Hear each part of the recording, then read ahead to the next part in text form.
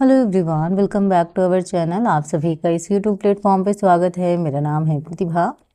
आप सभी स्टूडेंट को गुड इवनिंग। आई होप आप सभी स्वस्थ होंगे। जैसा कि आप जानते हैं कि आपके एलटी ग्रेड का जो एग्ज़ाम डेट है वो आपका 21 दिसंबर को है। वहीं अगर हम यूजीसी नेट की बात करें तो 31 से आपके एग्ज़ाम स्टार्ट हो रहे हैं, यानी केवल एक मंथ आप कह सकते हैं कि आपके पास समय है, या एक मंथ से कम का ही समय आपके पास बाकी है। तो अब कोई नई चीज़ पढ़ने की कोशिश मत कीजिए। जो आपने नोट्स बनाए हैं उनकी आप ज़्यादा से ज़्यादा उसका रिवीजन कीजिए। उसके साथ साथ जो लगातार हम प्रैक्टिस सेशन ला रहे हैं उनको कंटिन्यू तरीके से कीजिए।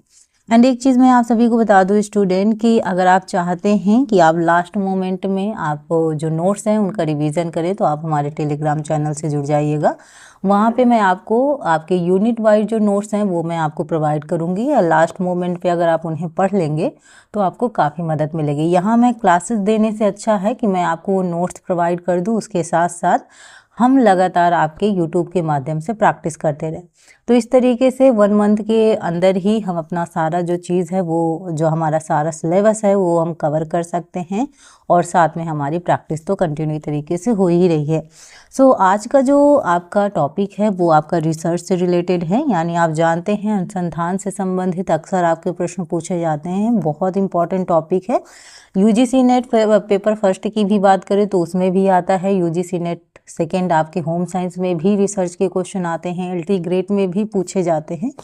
आने वाले एग्जामों के लिए बहुत ज़रूरी है, तो लास्ट तक ज़रूर देखिएगा। ये सेशन पसंद आए तो लाइक शेयर सब्सक्राइब ज़रूर कीजिएगा, और कमेंट में मुझे बताइएगा कि आप सभी को आज का सेशन कैसा लगा। चलिएगा कंटिन्यू करते हैं। टॉप 50 क्वेश्चन आज के सेशन में हम करने वाले हैं, तो स्टार्ट करते हैं आज का सेशन।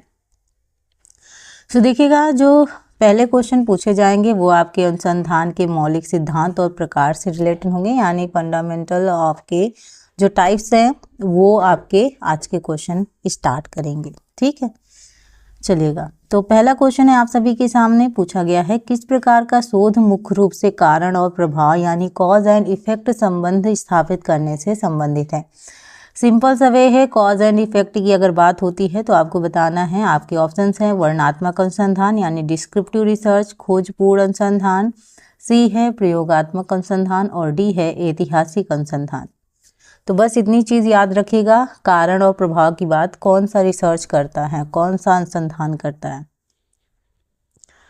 तो कारण और जो आपका प्रभाव है, कॉज एंड इफेक्ट की बात आपके जो रिसर्च करता है वो है प्रयोगात्मक अनुसंधान। ठीक है, एक्सपेरिमेंटल जो आपका रिसर्च है ये आपका क्या हो जाएगा, करेक्ट आंसर हो जाएगा। देखते हैं थोड़ा सा इसके बारे में। तो ये जो आपका प्रयोगात्मक अनुसंधान है एक ऐसा अनुसंधान है जो नियंत्रित परिस्थितियों में एक या अधिक चरों यानी स्वतंत्र चर में हेर फेर करता है, और परिणाम चर यानी जो आश्रित चर है उस पर प्रभाव को मापता है, ताकि कारण प्रभाव स्थापित किया जा सके। ठीक है, तो थोड़ा सा आपकी जो एक्सप्लेनेशन है वो भी आपको हेल्प करेगी। क्वेश्चन नंबर सेकंड है आप सभी के सामने। बहुत ज़्यादा छोटा कर दूंगी तो शायद आपको दिखेगा नहीं। पहले हम क्वेश्चन देख लेते हैं, फिर ऑप्शंस देखेंगे। ठीक, क्वेश्चन है क्रियात्मक अनुसंधान यानी एक्शन रिसर्च आमतौर पर किसी विशिष्ट सेटिंग जैसे कि किसी स्कूल या समुदाय में एक स्थानीय तात्कालिक समस्या को हल करने के लिए आयोजित किया जाता है। क्रियात्मक अनुसंधान का मूल स्वरूप क्या है। ओके, एंड आपके ऑप्शंस हैं सैद्धांतिक और सार्वभौमिक, बी है अनुपयुक्त और संदर्भ विशिष्ट, सी है शुद्ध और मौलिक, एंड डी है सहसंबंधी और पूर्वानुमानित। तो एक बार फिर क्वेश्चन को पढ़ें। एक्शन रिसर्च के बारे में आपसे क्वेश्चन पूछा गया है, जिसे हम हिंदी में क्रियात्मक अनुसंधान कहते हैं। बताइएगा। और स्टूडेंट, जो मैं कम्युनिटी पोस्ट में आपको क्वेश्चंस आपसे पूछती हूँ उनके आंसर ज़रूर दिया करिए, क्योंकि वो क्वेश्चंस भी बहुत इंपॉर्टेंट है। तो यहाँ अगर हम क्वेश्चन सेकेंड की बात करें तो आपका जो करेक्ट आंसर होगा वो होगा अनुपयुक्त और संदर्भ विशिष्ट। ठीक है, ऑप्शन बी आपका करेक्ट है। तो क्रियात्मक अनुसंधान यानी आपका जो एक्शन रिसर्च है वो अनुपयुक्त यानी अप्लाइड अनुसंधान का रूप है, जो एक विशिष्ट और वास्तविक दुनिया के संदर्भ में जो आपकी प्रॉब्लम है उनके व्यवहारिक समाधान खोजने पर ये केंद्रित होता है। क्वेश्चन आपका थर्ड है, एक शोधकर्ता 5 साल की अवधि में एक गांव के बच्चों की पोषण स्थिति का अध्ययन हर साल बच्चों के उसी समूह से डेटा एकत्र करके कर रहा है। यह किसका एक उदाहरण है? तो एक बार फिर से थोड़ा सा और जूम कर दूं। एक शोधकर्ता 5 साल की अवधि में एक गांव के बच्चों की पोषण स्थिति का अध्ययन हर साल बच्चों के उसी समूह से डेटा एकत्र करके कर रहा है। यह किसका एक उदाहरण है? एंड आपके जो ऑप्शंस हैं वो है आपका क्रॉस सेक्शनल अध्ययन, बी है समूह अध्ययन, सी है अनुदैर्ध्य अध्ययन एंड डी है केस स्टडी। तो क्वेश्चन को ध्यान से देखें और बताएं कि आंसर क्या होगा।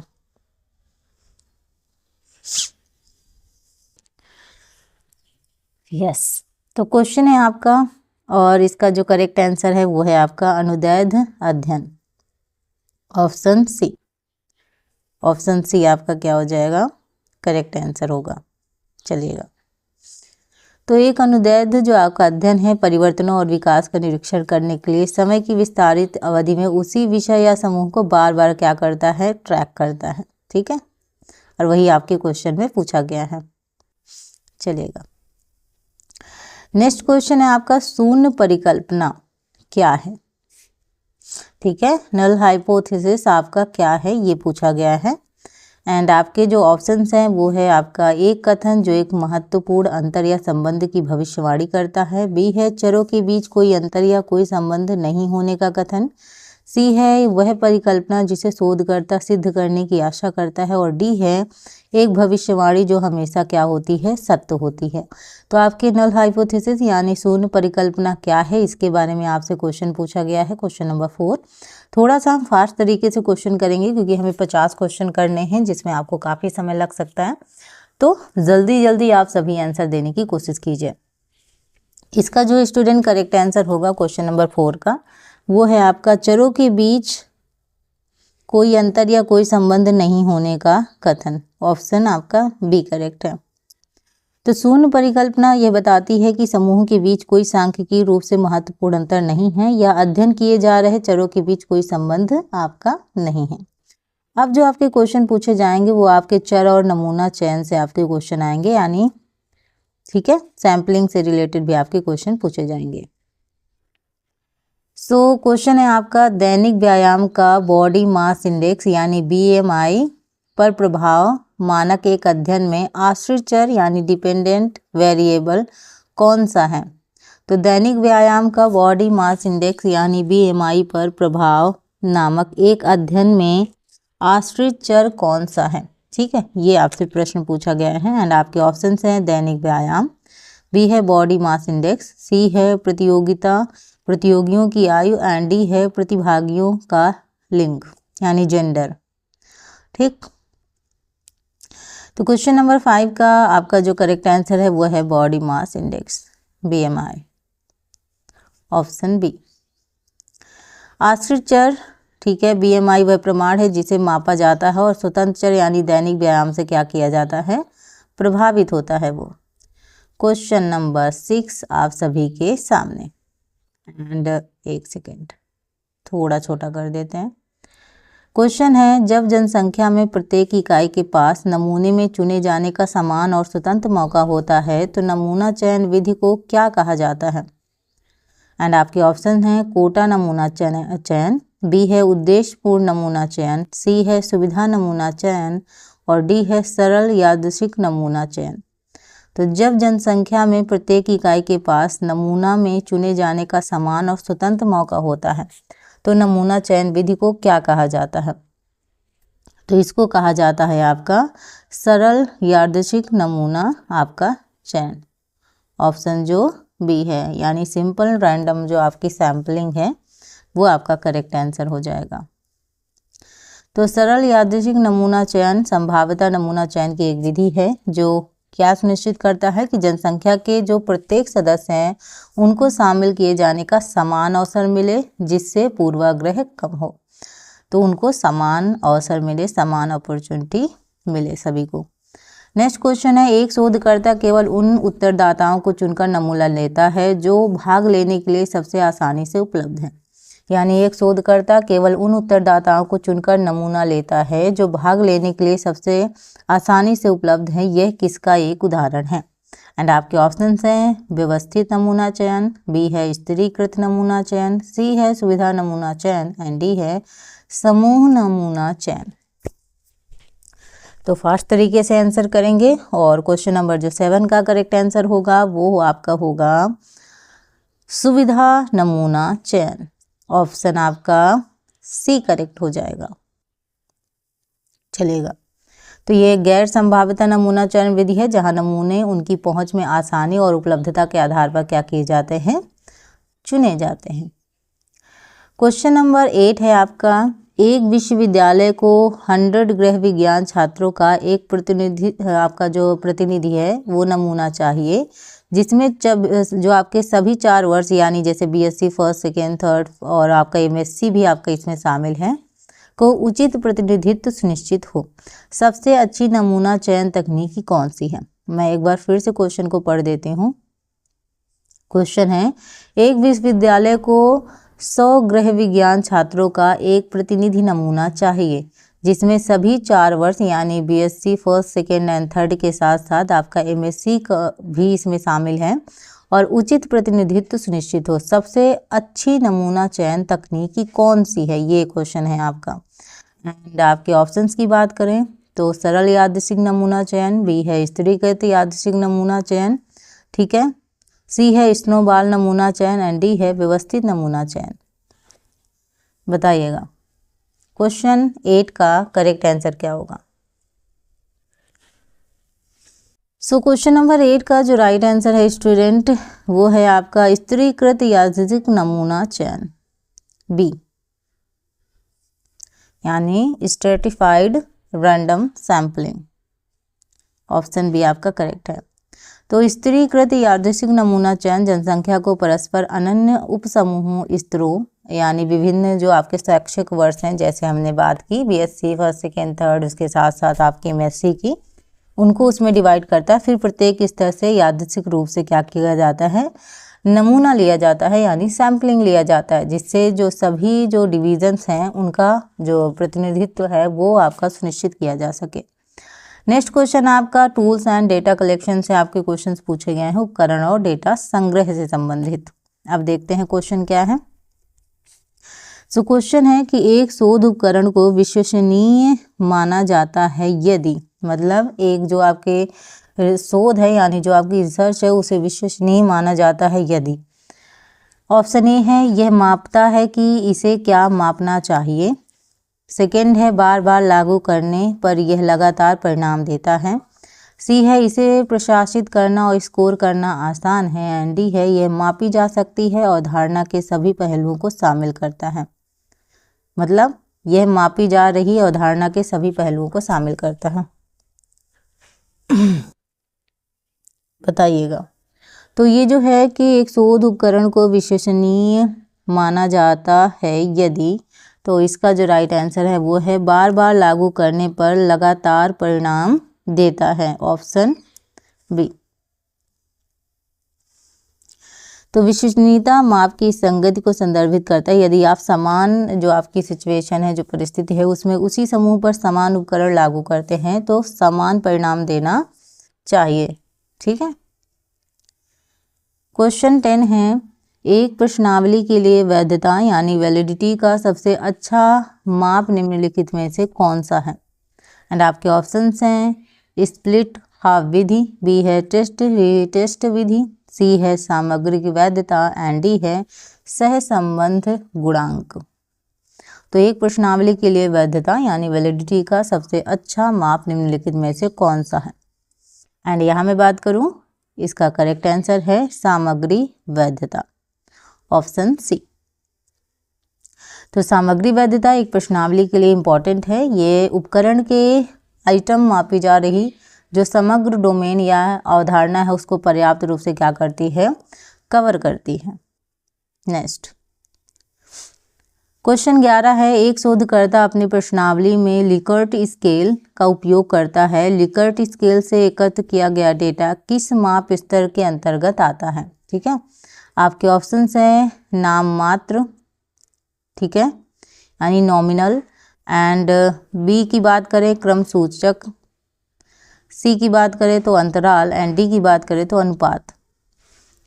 बताइएगा। वैसे लिकर्ट स्केल से रिलेटेड आपके क्वेश्चन आपके एग्जाम में पूछे जाते हैं और मुझे लग रहा है कई बार क्वेश्चन आया है यूजीसी नेट में, कई बार आपका लिकर्ट स्केल से रिलेटेड आपके क्वेश्चन अलग अलग टाइप से पूछे गए हैं, सो इम्पोर्टेंट है। बताइएगा। यहाँ पे मैं बात करूँ स्टूडेंट इसके आपके करेक्ट आंसर की, क्वेश्चन नंबर 11, तो इसका जो राइट आंसर है वो है आपका क्रम सूचक, ऑप्शन बी। चलेगा।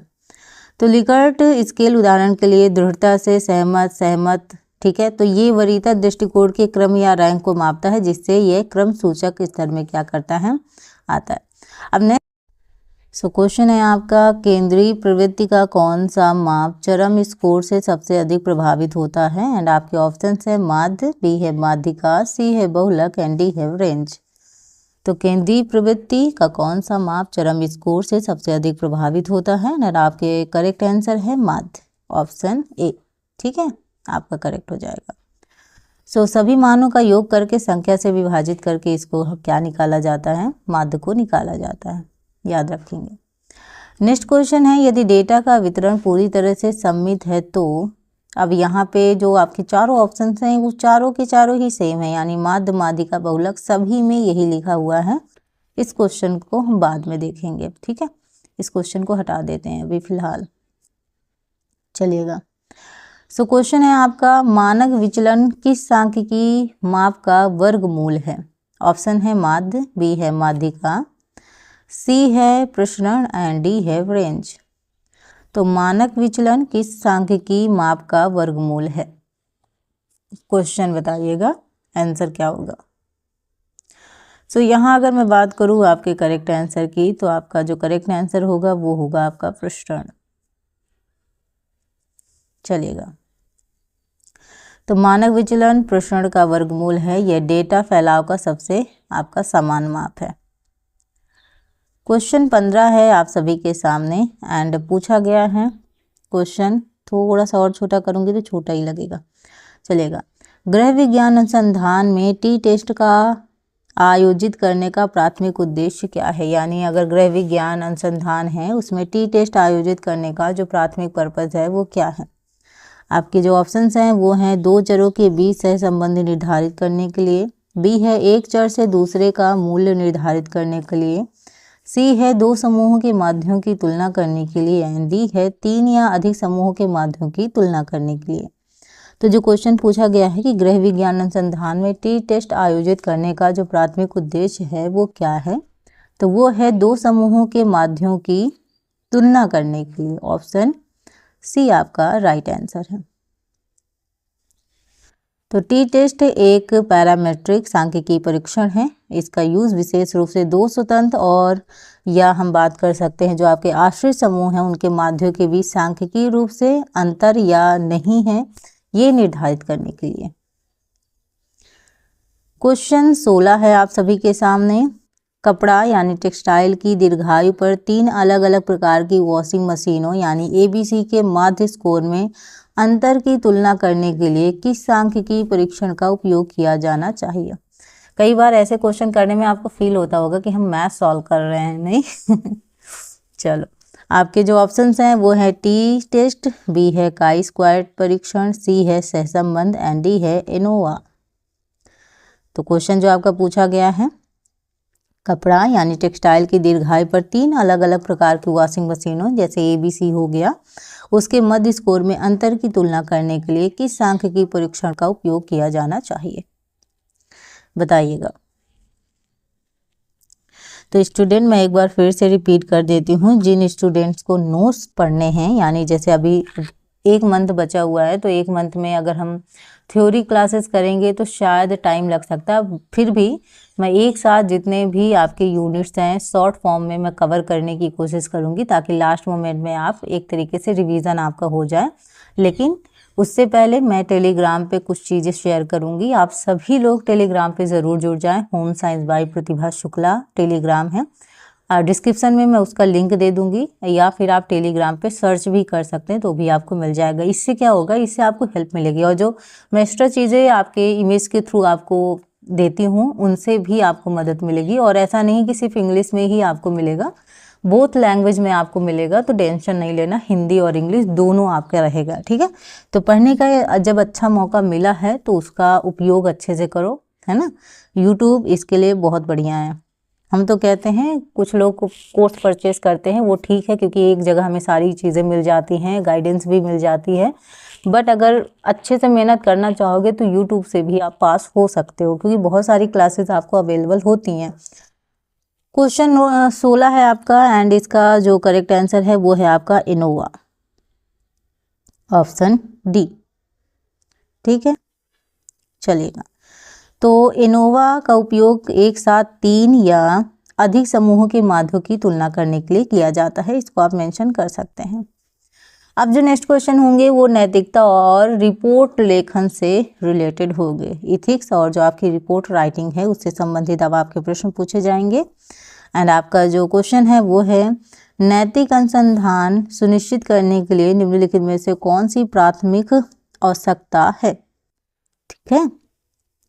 एंड आपके ऑप्शंस हैं, जटिल सांख्यिकी उपकरणों का उपयोग करना, बी है प्रतियोगितों, आपका जो प्रतियोगियों से सूचित सहमति प्राप्त करना, और सी है अनुसंधान को जल्दी पूरा करना, डी है केवल प्राथमिक डेटा का उपयोग करना। इस वक्त मैं धूप में बैठी हूँ तो इस वजह से कुछ कम दिख रहा है मुझे, इस वजह से कई बार थोड़ा सा हिंदी में मिस्टेक हो रही, माफ़ कीजिएगा। धूप में बैठे तो स्क्रीन में कम दिखाई देता है। चलिएगा, बताइएगा क्वेश्चन नंबर आपका 17 का करेक्ट आंसर क्या होगा कि नैतिक अनुसंधान सुनिश्चित करने के लिए कौन सी प्राथमिक आवश्यकता है। एंड जो राइट आंसर है वो है आपका प्रतियोगियों से सूचित सहमति प्राप्त करना, ऑप्शन बी, बी आपका करेक्ट हो जाएगा, ठीक। चलिएगा, तो सूचित सहमति का अर्थ है प्रतिभागी अध्ययन की प्रकृति, जोखिमों और लाभों की पूरी तरह से एक तरीके से समझता है और स्वेच्छा से भाग लेने के लिए क्या होता है, सहमत होता है। नेक्स्ट क्वेश्चन 18, जब कोई शोधकर्ता जानबूझकर उस स्रोत का उल्लेख करने में विफल रहता है जिससे उसने पाठ, चित्र या विचार उधार लिए हैं, तो इसे क्या कहा जाता है। एक बार फिर क्वेश्चन को ध्यान से समझिएगा। क्वेश्चन आपसे पूछा गया है कि जब कोई शोधकर्ता, ठीक है, उस स्रोत का उल्लेख करने में विफल रहता है जिससे उसने पाठ, चित्र या विचार उधार लिए हैं, तो इसे क्या कहा जाता है। एंड ऑप्शन देखते हैं स्टूडेंट। ऑप्शंस हैं आपके उद्धरण, बी है आपका संदर्भ, सी है आपका साहित्यिक चोरी, एंड डी है कॉपीराइट। बताइएगा, यूट्यूब में आपने कॉपीराइट तो बहुत सुना होगा, किसी का कंटेंट लेकर अपना कंटेंट बना लो तो उसमें बहुत जल्दी कॉपीराइट आता है, इसलिए ओरिजिनल चीज़ों पर विश्वास।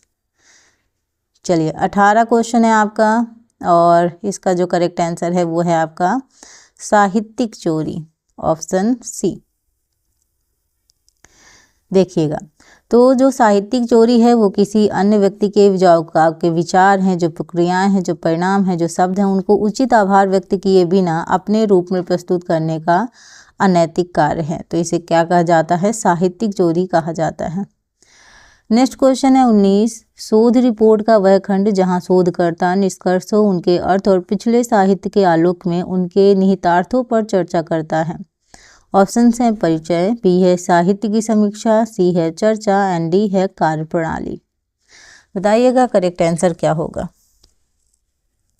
रिसर्च के क्वेश्चन आपके यूजीसी नेट दोनों पेपर में आपको मदद करते हैं। पेपर आपके 1 में भी आपका रिसर्च आता है एंड पेपर 2 में भी। और अगर मैं बात करूँ यहाँ पे तो रिसर्च से काफ़ी क्वेश्चंस आने लगे हैं, काफ़ी मतलब ज़्यादा, जो कह दो कि अगर कुछ मोस्ट इम्पॉर्टेंट आपके टॉपिक हैं तो पेपर 1 की बात करें तो आपका टीचिंग एप्टीट्यूड से लगा के रिसर्च एप्टीट्यूड, इनके क्वेश्चंस काफ़ी आते हैं। और एलटी ग्रेड की बात करें तो आपके रिसर्च के क्वेश्चन पूछे जाते हैं। सो क्वेश्चन नंबर 19 का करेक्ट आंसर होगा चर्चा, डिस्कशन, ऑप्शन सी। चलेगा। तो आपका जो चर्चा है जहाँ शोधकर्ता परिणामों की व्याख्या करता है, उनकी तुलना प्राथमिक परिकल्पना से करता है और निष्कर्षों को मौजूदा ज्ञान से क्या करता है, जोड़ता है। क्वेश्चन 20 है आप सभी के सामने, गृह विज्ञान अनुसंधान पत्रों और शोध प्रबंधों में स्रोतों को उद्धृत करने और संदर्भित करने के लिए आमतौर पर किस प्रारूप का उपयोग किया जाता है। गृह विज्ञान अनुसंधान पत्रों और शोध प्रबंधों में स्रोतों को उद्धृत करने और संदर्भित करने के लिए आमतौर पर किस प्रारूप यानी किस फॉर्मेट का उपयोग किया जाता है। आपके ऑप्शंस हैं MLA यानी आधुनिक भाषा संघ, बी है आपका APA यानी अमेरिकन साइकोलॉजिकल एसोसिएशन, सी है Chicago manual of style and D है हार्वर्ड ब्लू बुक। बताइएगा। गृह विज्ञान अनुसंधान पत्रों और शोध प्रबंधों में स्रोतों को उद्धृत करने और संदर्भित करने के लिए आमतौर पर किस प्रारूप का उपयोग किया जाता है, तो वो है आपका APA American psychological association, option A.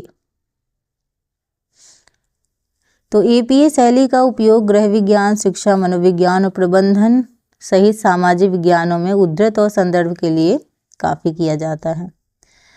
Next question है आपका 21, निम्नलिखित में से कौन सा कथन शून्य परिकल्पना यानी नल हाइपोथेसिस का सबसे सटीक रूप से परिभाषित करता है। तो एक तरीके से आपसे डिफिनीशन ही पूछ ली गई है एंड मैं ऑप्शंस की बात करूँ थोड़ा सा छोटा करते हैं। यस, ऑप्शन है ए, यह कथन है जो स्वतंत्र और आश्रित चर के बीच एक सकारात्मक संबंध की भविष्यवाणी करता है।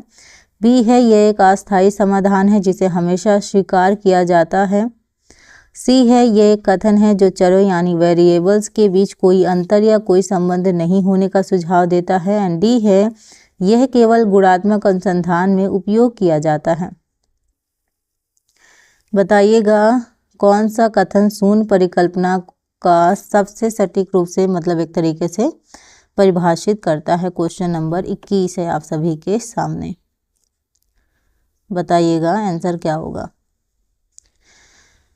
तो देखो यहाँ पे ऑप्शन डी तो वैसे भी कट गया, यह केवल गुणात्मक अनुसंधान पर एक तरीके से, ठीक, ये आपका हो गया। एंड अगर मैं बात करूँ तो यहाँ पे जो आपका करेक्ट आंसर होगा स्टूडेंट वो आपका होगा यह कथन, एक सेकेंड, यह कथन है जो चरों यानी वेरिएबल्स के बीच कोई अंतर या कोई संबंध नहीं होने का सुझाव देता है। ऑप्शन सी इसका क्या होगा, राइट आंसर होगा। देखते हैं। तो आपका जो नल हाइपोथेसिस है यानी शून्य परिकल्पना है वो हमेशा ये मानकर चलती है कि समूह के बीच या जो चर है यानी वेरिएबल्स के बीच कोई सांख्यिकीय रूप से अंतर या संबंध क्या है, नहीं है। तो शोधकर्ता इस परिकल्पना को अस्वीकार यानी रिजेक्ट करने के लिए प्रमाण खोजने का क्या करता है, प्रयास करता है। यदि पर्याप्त आपके जो प्रमाण हैं यानी साक्ष्य हैं वो मिलते हैं तो शून्य परिकल्पना को क्या कर दिया जाता है, अस्वीकार कर दिया जाता है और वैकल्पिक परिणाम को स्वीकार किया जाता है। ठीक, एक स्वीकार होगा तो एक अस्वीकार होगा, ऐसे टाइप का होता है। चलेगा। नेक्स्ट क्वेश्चन है क्वेश्चन नंबर 22। हम ऑप्शंस बाद में देखेंगे, पहले हम क्वेश्चन देख लेते हैं। क्वेश्चन है आपका, एक शोधकर्ता को एक कॉलेज की गृह विज्ञान विभाग से 200 छात्रों का चयन करना है जिसमें यह सुनिश्चित करना है कि प्रत्येक वर्ष यानी प्रथम, द्वितीय और जो तृतीय वर्ष है उनके छात्रों को उनकी संख्या के अनुपात में प्रतिनिधित्व हो। वह किस नमूना चयन विधि का उपयोग करेगा। यानी एक बार फिर से मैं क्वेश्चन पढ़ देती हूँ। एक शोधकर्ता को एक कॉलेज की गृह विज्ञान विभाग से 200 छात्रों का चयन करना है और यहाँ पे जो वर्ष है वो आपका प्रथम, द्वितीय या तृतीय वर्ष के छात्रों का संख्या के अनुपात में प्रतिनिधित्व हो। वह किस नमूना चयन विधि का प्रयोग करेगा। तो आपके ऑप्शंस हैं सुविधा नमूना चयन, बी है सरल यादृच्छिक नमूना चयन, सी है स्त्रीकृत यादृच्छिक नमूना चयन एंड डी है क्लस्टर नमूना चयन। क्वेश्चन 22 का करेक्ट आंसर आपका हो जाएगा स्त्रीकृत यादृच्छिक नमूना चयन, ऑप्शन सी चलेगा। तो स्त्रीकृत यादृच्छिक नमूना चयन का उपयोग तब किया जाता है जब शोधकर्ता यह सुनिश्चित करना चाहता है कि जनसंख्या के जो उप समूह हैं जिसे स्तर यानी स्ट्रेटा कहा जाता है, यह शैक्षिक वर्ष का प्रतिनिधित्व नमूने में ठीक उसी अनुपात में हो जैसा कि वे पूरी जनसंख्या में मौजूद है। ठीक। 23 है आंकड़ों यानी डेटा के वितरण में केंद्रीय प्रवृत्ति का वह माप कौन सा है जो चरम मानों से सबसे कम प्रभावित होता है। आपके ऑप्शन है माध्य, बी है माध्यिका, सी है आपका बहुलक एंड डी है आपका मानक विचलन। तो आंकड़ों के वितरण में केंद्रीय प्रवृत्ति का वह माप कौन सा है जो चरम मानों से सबसे कम प्रभावित होता है। एंड आपके जो ऑप्शन है उसमें से आपका जो करेक्ट आंसर होगा वो आपका होगा माध्यिका, बी। चलेगा। तो माध्यिका की बात करें तो वह केंद्रीय मान है जो क्रमबद्ध किए गए डेटा को 2 बार हिस्सों में बांटता है, बीच का काम करता है एक तरीके से। ठीक। और यह केवल मानों की स्थिति पर निर्भर करता है, ना कि उसके सटीक संख्यात्मक मान पर। तो इसलिए यदि डेटा सेट में कुछ बहुत बड़े या बहुत छोटे मान जोड़ दिए जाएं तो माध्यिका पर बहुत कम असर पड़ता है, जबकि माध्य सबसे अधिक मतलब एक तरीके से असर पड़ता है, एक तरीके से प्रभावित होता है। नेक्स्ट है 24 क्वेश्चन। एक गृह विज्ञान शोधकर्ता एक पोषण ज्ञान परीक्षण विकसित करता है, यह सुनिश्चित करने के लिए कि परीक्षण उन सभी प्रमुख पोषण क्षेत्रों जैसे आपके प्रोटीन हो गया, विटामिन हो गया, खनिज हो गया, उसको शामिल करता है जिनकी वह जांच करना चाहता है। उसे मुख्य रूप से किस प्रकार की वैधता यानी वैलिडिटी पर ध्यान केंद्रित करना चाहिए। अब देखो क्वेश्चन आपके जब लॉन्ग दे दिए जाते हैं तो कॉम्प्लिकेटेड लगते हैं, पढ़ते वक्त ही लगता है कि भाई इसका आंसर क्या ही होगा, है ना। तो ये आज के क्वेश्चन थोड़ा डिफिकल्ट है, ये मैं आपको पहले ही बता देती हूँ।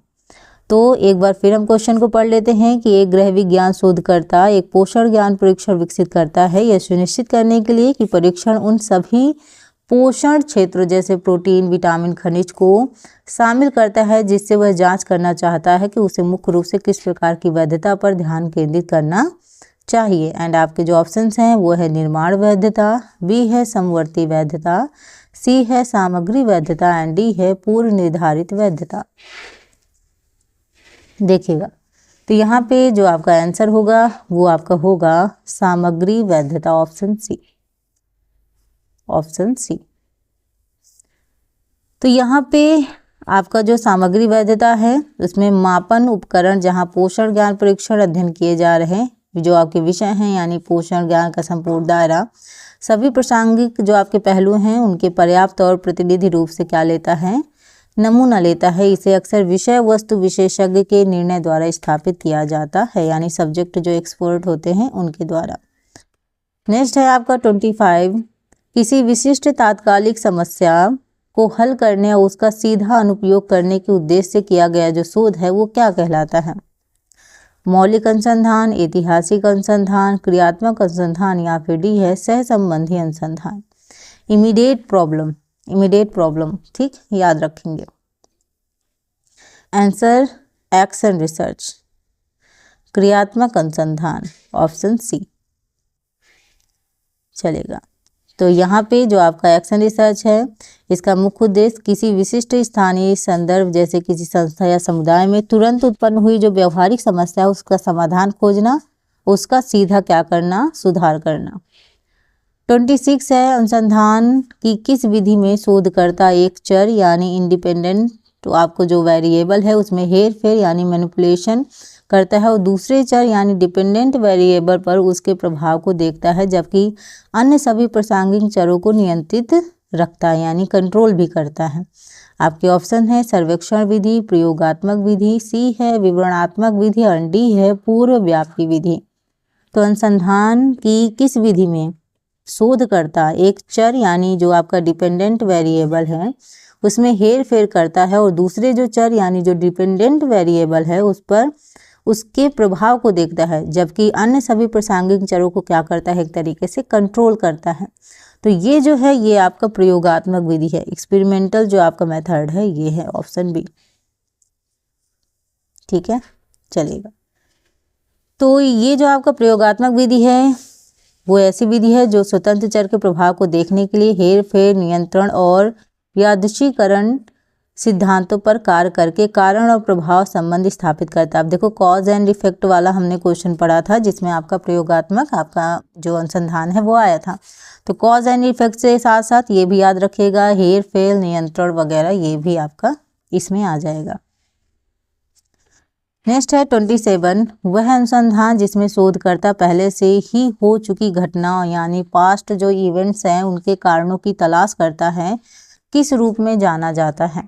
ऑप्शंस हैं अनुदैर्ध्य अनुसंधान, बी है क्रॉस सेक्शनल अनुसंधान, सी है कार्योत्तर यानी एक्स पोस्ट आपका फैक्टो अनुसंधान, एंड डी है घटना संबंधी अनुसंधान।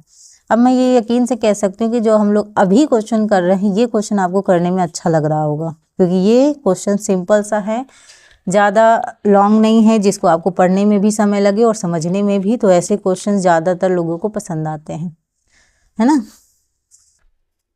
देखिएगा हम आपकी मन की भावनाओं को अच्छे से समझ रहे हैं।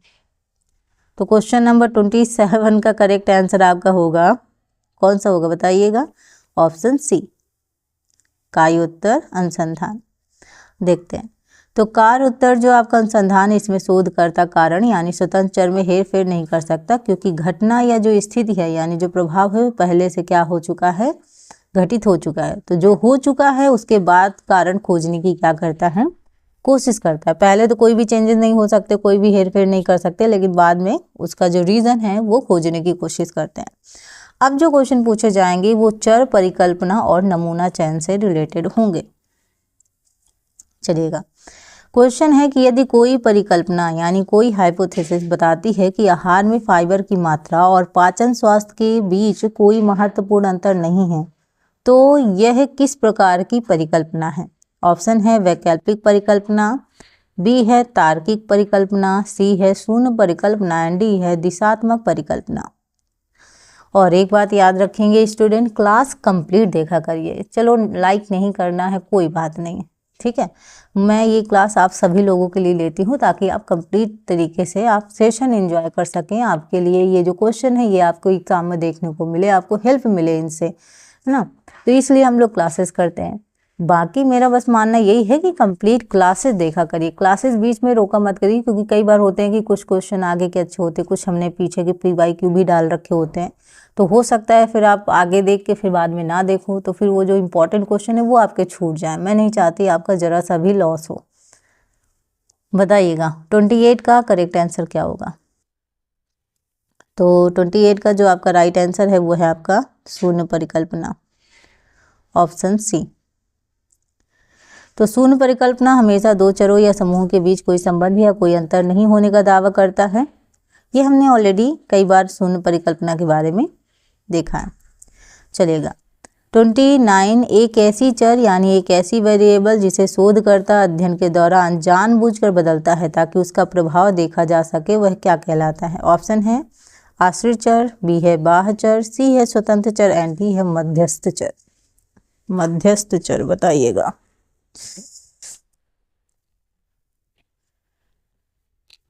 ट्वेंटी नाइन का आंसर क्या होगा। 29 का आंसर क्या होगा, ऑप्शन सी स्वतंत्र चर, ऑप्शन सी। स्वतंत्र चर वह चर होता है जिसका आपका हेरा फेरी हो गया हेरा फेरी मूवी याद आ रही, नहीं हेरा फेरी हो गया, यहाँ पे हेर फेर हो गया ठीक है। तो हेरा फेरी हटाते हैं। तो यहाँ पे जो स्वतंत्र चर है वह है जिसका एक तरीके से हेर फेर किया जाता है, जिसे अनुसंधान में उपचार के रूप में पेश किया जाता है ताकि आश्रित चर उस पर उसका प्रभाव देखा जा सके। आश्रित चर पर जो उसका प्रभाव है, उसका जो इफेक्ट है वो देखा जा सके। हेरा फेरी, वाह, देख रहे हो। यहाँ पे अगर थोड़ा सा भी आपके वर्डों में अंतर आ जाए तो अर्थ का अनर्थ हो सकता है। नेक्स्ट क्वेश्चन है क्वेश्चन नंबर 30। अभी हमारे 20 क्वेश्चंस बाकी हैं, तो सब्र बनाए रखिएगा और क्लास कंप्लीट देखिएगा, ठीक है।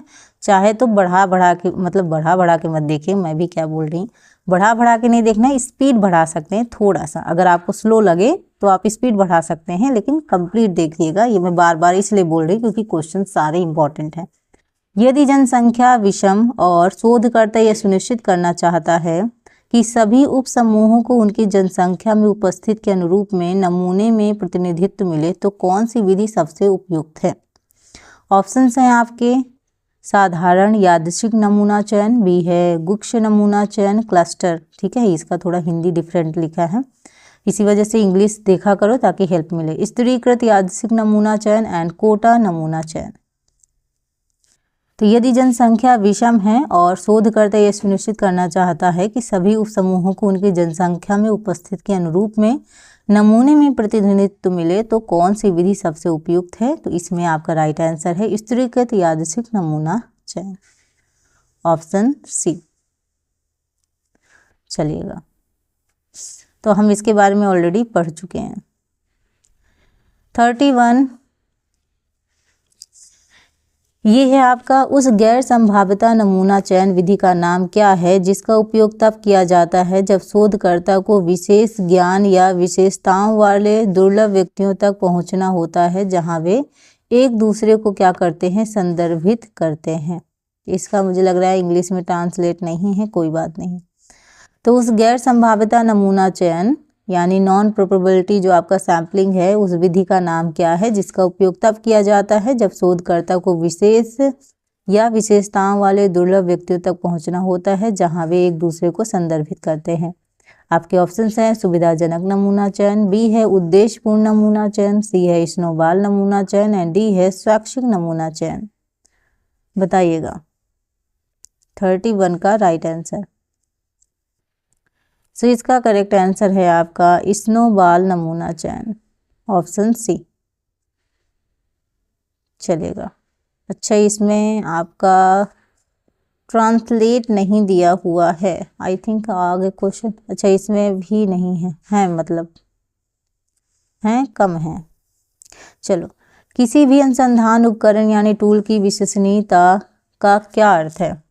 उपकरण वही मापता है जो उसे मापना चाहिए, बी है उपकरण उपयोग करने में आसान है, सी है लगातार परिणाम देना जब इसे बार बार लागू किया जाता है, डी है मापन की लागत कम होना। तो किसी भी अनुसंधान उपकरण की विश्वसनीयता का क्या अर्थ है? इसका जो राइट आंसर होगा वो होगा आपका लगातार परिणाम देना जब इसे बार बार लागू किया जाता है। ठीक है, मतलब अगर आप इसे बार बार अप्लाई करते हो तो भी आपको एक ही रिजल्ट मिलता है, ये आपका विश्वसनीयता है। ठीक, नेक्स्ट क्वेश्चन है निम्नलिखित में से माप का कौन सा स्तर है जिसमें वास्तविक शून्य बिंदु होता है और आपका गुणा या भाग के लिए अनुमति देता है? तो कौन सा एक तरीके से माप का स्तर है जिसमें वास्तविक शून्य बिंदु होता है और गुणा या भाग के लिए अनुमति देता है? आपके ऑप्शंस हैं नाम मात्र आपका माप यानी नॉमिनल स्केल, बी है क्रम सूचक आपका स्केल, सी है अंतराल स्केल और डी है अनुपात माप। 33 का राइट आंसर आपका होगा रेशियो स्केल, अनुपात माप, ऑप्शन डी। तो अनुपात जो माप है सभी 4 पैमानों में सबसे आपका पावरफुल है जिसमें नाम मात्र, क्रम सूचक और अंतराल की सभी विशेषताएं होती हैं और इसके अलावा एक सत्य शून्य होता है जैसे वजन, आपका ऊंचाई और आपका आय।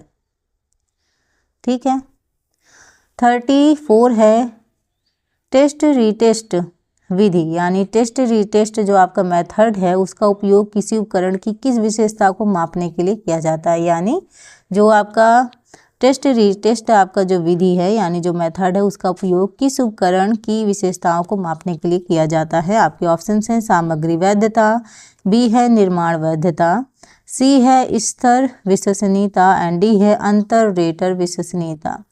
तो जो 34 का राइट आंसर है वो है आपका ऑप्शन सी, स्थिरता और विश्वसनीयता, सी। चलेगा, 35 क्वेश्चन है आपके सामने। आंकड़ों के वितरण में केंद्रीय प्रवृत्ति का वह माप कौन सा है जो चरम मानों से सबसे अधिक प्रभावित होता है? ऑप्शंस है माध्यिका, बहुलक, माध्य या फिर डी है चतुर्थांक विचलन। 35 का राइट आंसर माध्य। देखिएगा यहाँ पे हिंदी ट्रांसलेट हुआ है, मतलब ऑप्शंस में तो आपको इंग्लिश मिल रही है लेकिन क्वेश्चंस में आपको नहीं मिल रही है। तो यहाँ पे थोड़ा सा नाइंसाफ़ी हो जाएगी उन स्टूडेंट्स के लिए जो लोग इंग्लिश मीडियम वाले हैं। तो मैं आज की क्लास यहीं पे एंड करूँगी ताकि हम आगे के जो क्वेश्चन हैं उनको दोनों लैंग्वेज में ट्रांसलेट करके पढ़ें, ताकि इंग्लिश मीडियम वालों को दिक्कत ना हो, क्योंकि वो लोग भी क्लासेस देखते हैं। तो यहाँ पे थोड़ा सा उनके लिए थोड़ा सा सही नहीं है कि एक ही हिंदी ही लैंग्वेज में। मैं एक्सप्लेनेशन भी आपको इंग्लिश में, जब मैं PDF आपको प्रोवाइड करूँगी तो एक्सप्लेनेशन भी आपको इंग्लिश में मिलेगी ताकि आप आराम से रीड कर सकें, ठीक है। सो आज की क्लास यहीं एंड करते हैं और जो आगे के क्वेश्चंस हैं वो अपने हम नेक्स्ट क्लास में देखेंगे, ठीक है। एंड बस ऐसे ही आप लगातार इस सेशन को देखते रहें। ये जो लगातार सेशन आप सभी लोगों के लिए आ रहे हैं ये काफ़ी इंपॉर्टेंट है। प्रीवियस ईयर क्वेश्चंस भी मैं लेकर आऊँगी जिससे हम और अपनी तैयारी को मजबूत कर सके। देखो प्रीवियस ईयर क्वेश्चंस ऐसा नहीं है कि सारे क्वेश्चंस ही आपके बार बार रिपीट ही होंगे, लेकिन हाँ अगर बात करें 20-30% ऐसे क्वेश्चंस होते हैं जो कहीं ना कहीं आपको देखने को मिल सकते हैं। तो प्रीवियस ईयर क्वेश्चन थोड़ा सा आपको हेल्प कर सकते हैं, क्योंकि कई बार जैसे मान लो असिस्टेंट प्रोफेसर के क्वेश्चंस आप सॉल्व कर रहे हो UGC नेट में, आपको हेल्प कर सकते हैं। UGC नेट के जो क्वेश्चन हैं PY की वो आपको LT ग्रेड में हेल्प कर सकते हैं। तो इस तरीके से आप अलग अलग एग्ज़ाम की जो प्रिपरेशन कर रहे हैं, हालांकि होम साइंस में आपका सिलेबस बहुत ज़्यादा चेंजेस नहीं है, लगभग सिमिलर ही है। तो इसलिए आपका जो क्वेश्चन है उनका थोड़ा सा पूछने का तरीका डिफरेंस हो सकता है, बाकी क्वेश्चंस आपके हार्ड ही आते हैं। बहुत ज़्यादा ऐसा नहीं कि आपके बहुत कम लो लेवल के पूछे जाते हैं। मतलब LT ग्रेड का जो एग्ज़ाम है प्री का जो होने वाला है वो भी उसमें काफ़ी अच्छे क्वेश्चंस पूछे जा रहे हैं। तो इसलिए जितना ज़्यादा हो सके आप प्रैक्टिस पर ध्यान दीजिए। और टेलीग्राम को मैं बार बार इसलिए कह रही हूँ क्योंकि टेलीग्राम पे मैं नोट्स प्रोवाइड करती हूँ और यहाँ पे अवेलेबल नहीं कर सकती, इस वजह से आप टेलीग्राम पे जुड़ सकते हैं। और अगर आप चाहते हैं कि आपके जो यूनिट्स वाइज है सारे जो आपका सिलेबस वाइज आपकी चीज़ें हैं वो आप रीड कर सके तो ज़रूर जुड़िएगा। और लगातार जो मैं सेशन लेकर आ रही हूँ उन सेशन को भी देखिएगा। बेल आइकन प्रेस कर दीजिएगा ताकि जब भी मेरे सेशन आए उनकी नोटिफिकेशन आप तक पहुँचे, क्योंकि कई बार होता है कि 5 बजे क्लास आती है, कई बार लेट हो जाता है, तो इसलिए आपके 8-9 बजे भी आपको क्लासेस देखने को मिल जाती है। तो इसलिए आपके लिए ज़रूरी है नोटिफिकेशन ऑन करना। आई होप स्टूडेंट आज का सेशन आप सभी को पसंद आया होगा। मिलते हैं अपने नेक्स्ट सेशन में। अपना ध्यान रखिएगा, अपने माता पिता का। Thank you for watching. Thank you so much student. Bye bye.